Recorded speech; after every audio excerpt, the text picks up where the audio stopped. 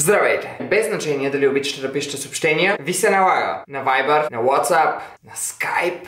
Кой въобще ползва Skype? Във Facebook, на телефона.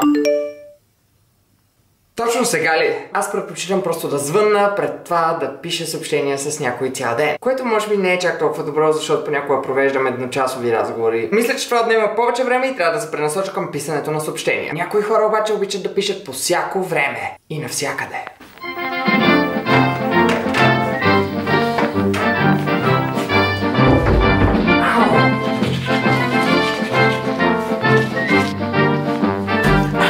Въпреки че напиша толкова много съобщения и на мен ми се случват някои неща, които предполагам се случват на повечето от вас. Първата причина да не искам да пиша съобщения е, че понякога хората ги виждат и не искат да ти отговорят. А когато им звъниш, знаеш, че 100% са го видяли и ти затварят в случаите, в които не искат да говорят с теб, което е много по-добре.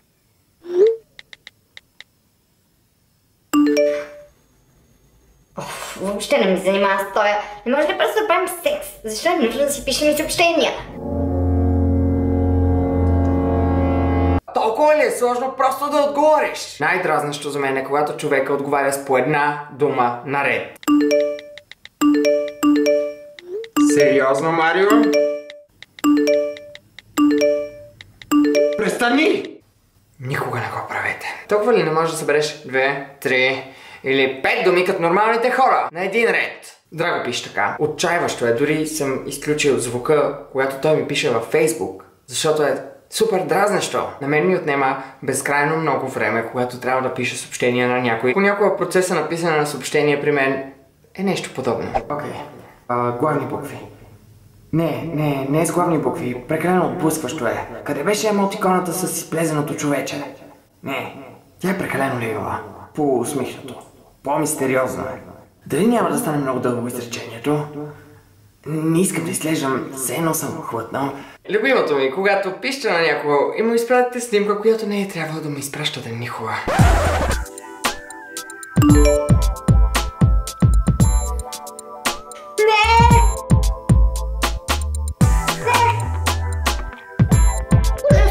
Най-гадно е докато пишете от телефон и автоматично ви поправя думите.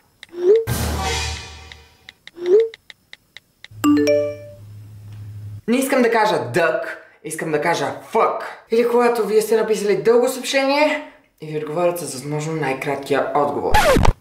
Когато вие пишете напълно нормално, но тя ви отговори с нещо, което не бихте искали никой друг да види. А това са пълно с хора, които ви гледат в телефона.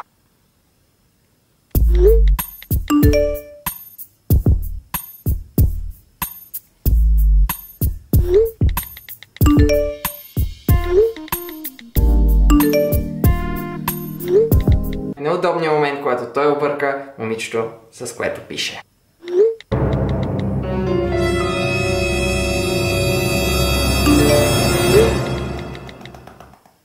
Не! Каква принцеса? Марио, да съм кралица! Това не знам колко от вас го правят. Дано има поне един човек, за да не съм сам. Да се правите, че си пишете по телефона с някого, за да не говорите с човека, който е в стаята, но всъщност да не си пишете с никого, защото не искате да общувате с абсолютно никой в момента. Асоциалност. Това вече съм сигурен, че всички го правите. Какво се ухиля да ушите, бе? Не. Даже не ме интересува. Не се прави, ясно ми е работата. Луиджи, престани. А когато си пращате подобни снимки с някого, знаете, че сте истински приятели. Докато си лежа и се опитвам да напиша нещо, обикновено става това. Не се правете, че не ви се е случвало да пишете на някого, докато сте пияни. Обикновено написаното изглежда по този начин.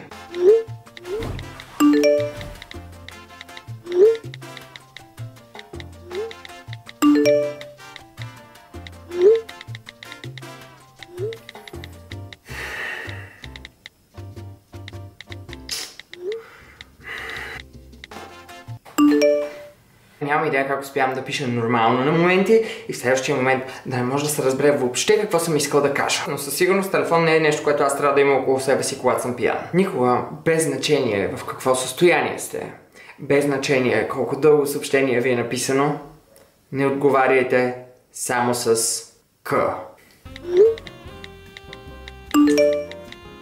Окей.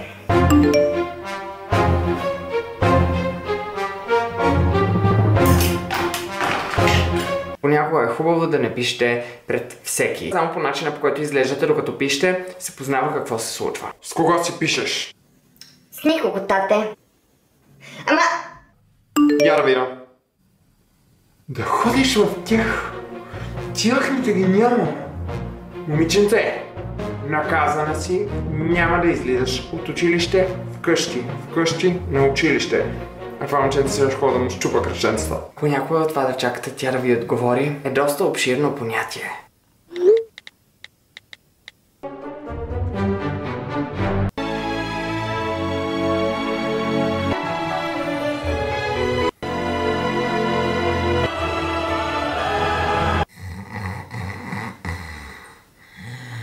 Като заключение, никога не отлагайте прекалено много, за да отговорите на някого. Никога не отговаряйте с кратки съобщения, нищо няма ви стане да напишете 3-4 думи. Не изпращайте 1000 съобщения наведнъж. Дайте на човека да диша. Никога не слушайте съвети от някого как да пишете. Това си е ваша работа, може да пишете както си искате. Долу в коментарите напишете кои са най-досадните неща, които вие правите докато си пишете с някого, или които някой прави докато си пише с вас. Надявам се видеото да ви е харесало, ако е така може да дадете палец нагоре, за да знам дали искате да правя повече подобни видеа. Оттам е предишното ми видео, може да отидете и да го видите. Долу има бутон, на който може да се абонирате за видеята ми. В описанието има всичките ми социални мрежи. Довиждане от мен за сега и до скоро!